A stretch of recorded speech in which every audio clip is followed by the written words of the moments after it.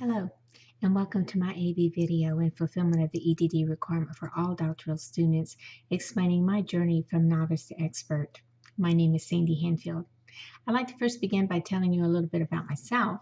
I live in Titusville, Florida, on the east coast of Central Florida, actually right across the river from the Kennedy Space Center.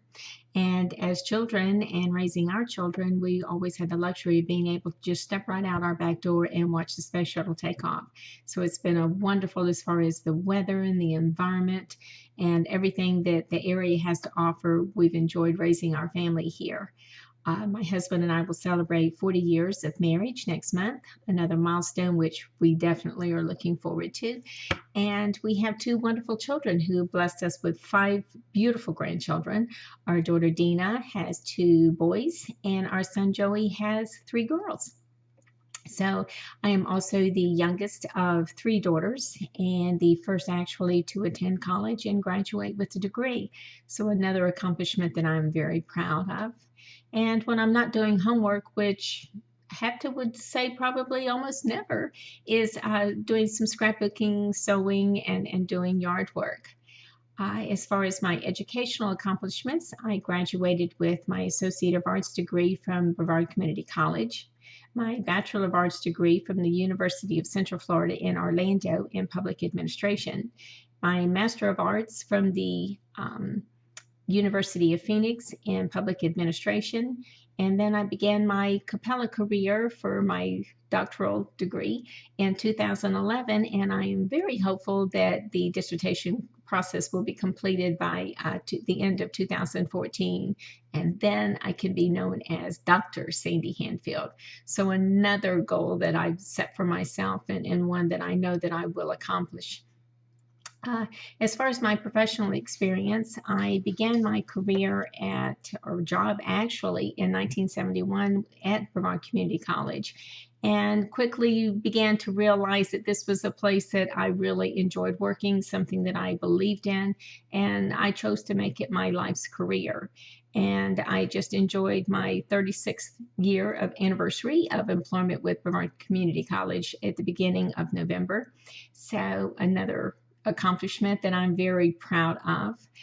Whenever I first began, it was a program that was through the high school as well as your place of employment, and then it was known as the CBE program, to where students would work half a day and then go to school for half a day.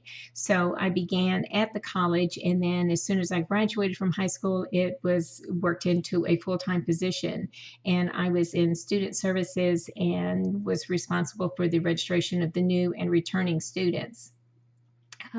Once we realized that my husband and I, after he asked me to become his bride, he was going to be a police officer in Titusville, and at that time the city required that all officers live within the city limits.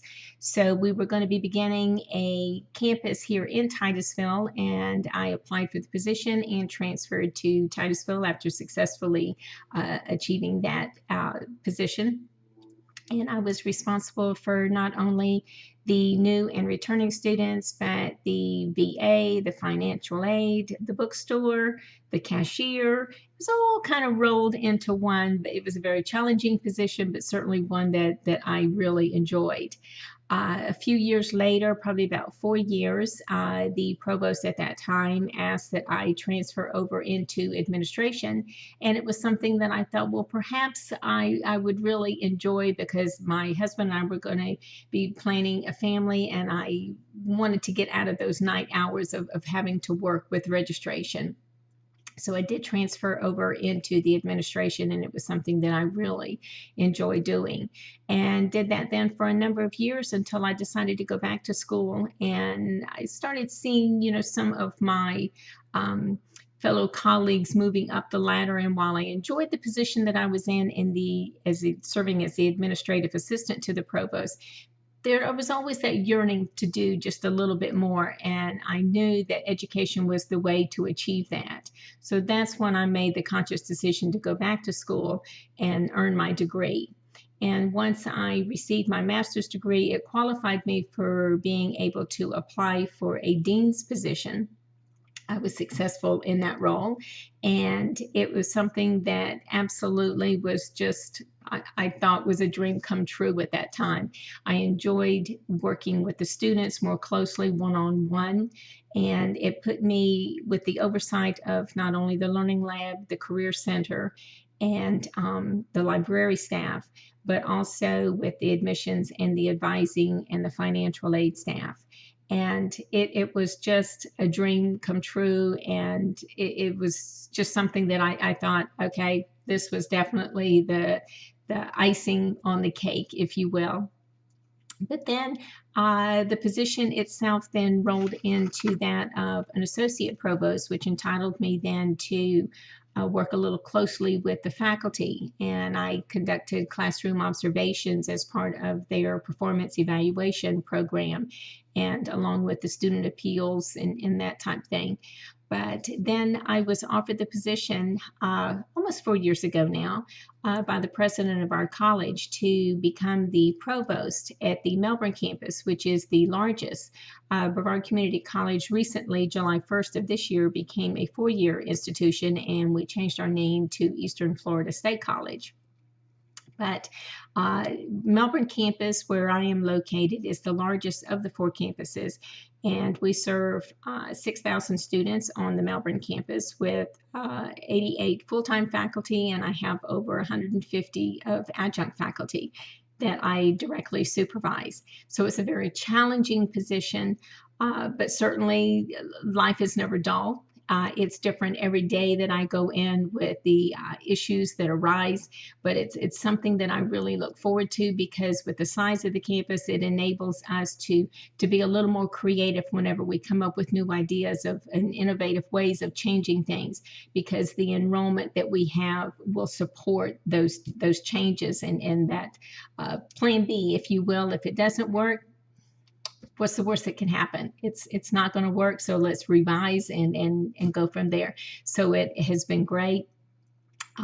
If I think about any position that I would rather have than the one I've got now, it would probably be that of the Vice President of Academic Affairs, or either Student Services. But at this point, I love that day-to-day interaction that I'm able to have with the faculty and the staff and the students.